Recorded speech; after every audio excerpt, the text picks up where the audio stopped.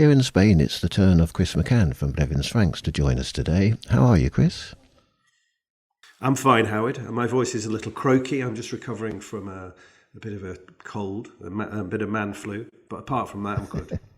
Yeah, I think it's doing the rounds, to be honest. So there we go. I've passed it on to the rest of my families now. So I'm fine and they're not. Okay, pass the buck.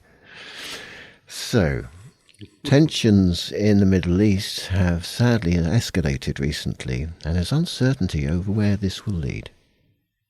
How should investors react at times like this? Chris McCann is here today to put things into perspective for us and share his investing insights and experience. So Chris, investment markets don't like uncertainty, but are they impacted by geopolitical tensions? And how have markets been recently? Yeah, look, geopolitical tensions do stir up uncertainty because investors often react to the perceived risks and the potential disruptions to global trade, to economic stability and to security.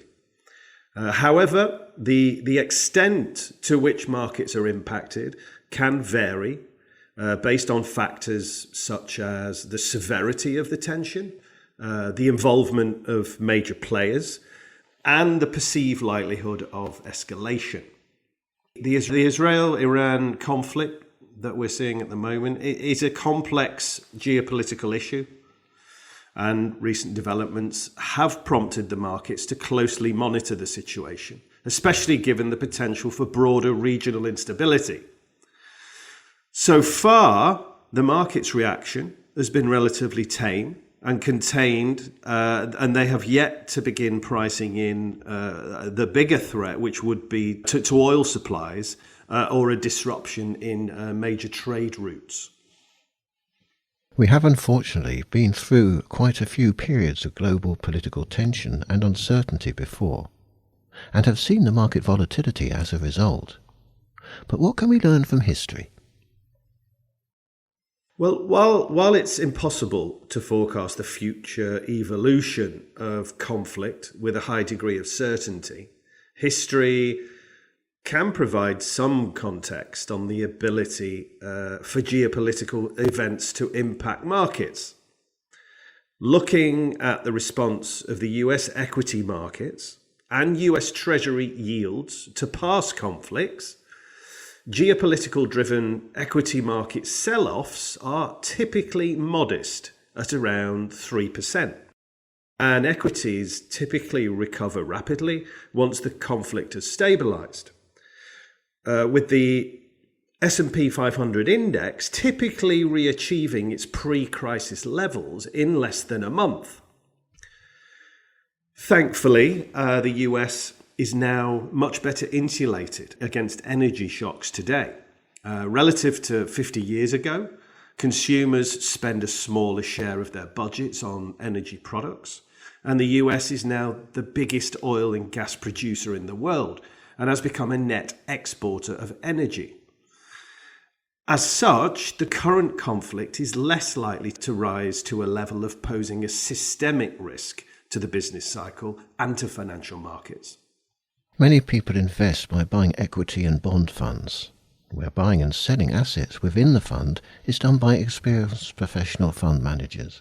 What will these fund managers be doing now to monitor the situation and keep their funds on an even keel? Fund managers play a pretty crucial role in monitoring geopolitical situations and managing the assets within their funds to navigate this uncertainty.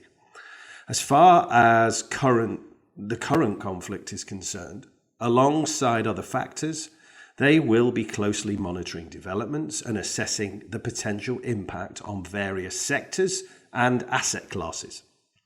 As regards risk, they will be evaluating the specific associated risks, such as potential disruptions to global supply chains, energy markets, or regional stability. And they'll be assessing the vulnerability of their portfolios to these risks, adjusting their asset allocation or investment strategies accordingly. Overall, experienced fund managers will be drawing on their expertise, market knowledge, and risk management techniques to navigate these geopolitical tensions and keep their funds on track to meet their investment objectives. What advice do you have for investors at times like this?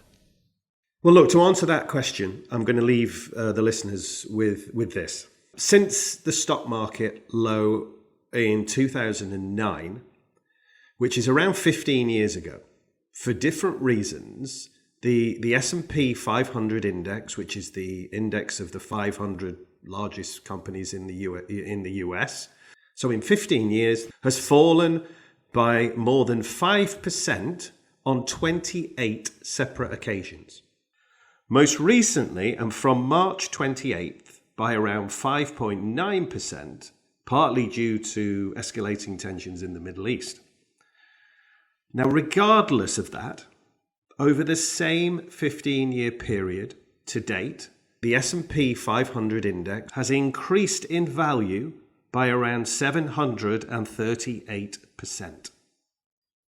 So what my point here is, whatever the event, and regardless of what's causing it, a successful investor must always stay focused on their longer-term goals, which will allow them to harness the power of longer-term investing. And how can listeners reach Blevins Franks?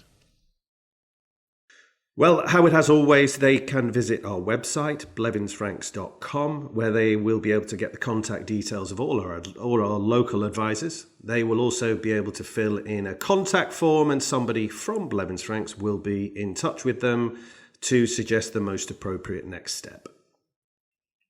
Always a pleasure, Chris. Many thanks. We'll talk again sometime soon. Howard, I look forward to it as always. Thank you very much. Bye for now.